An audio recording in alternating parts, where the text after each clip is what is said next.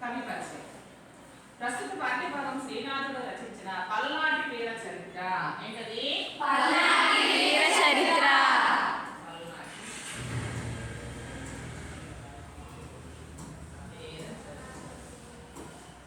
పల్నాటి వీర చరిత్ర అనే ద్విపద కావ్యం.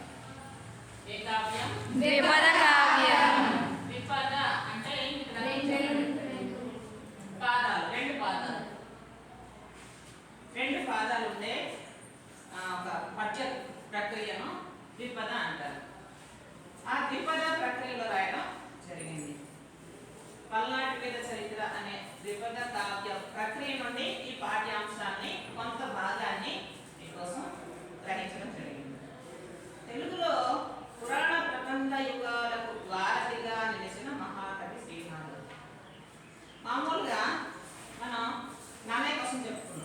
11వ శతాబ్దం నన్నయ్య, తిక్కన 13వ, శివకవులు 12వ శతాబ్దం, 11వ శతాబ్దం నన్నయ్య, 12వ శతాబ్దం శివకవులు, 13వ శతాబ్దం తిక్కన, 14వ శతాబ్దం ఎర్రన, 15వ శతాబ్దం శ్రీనాథుడు.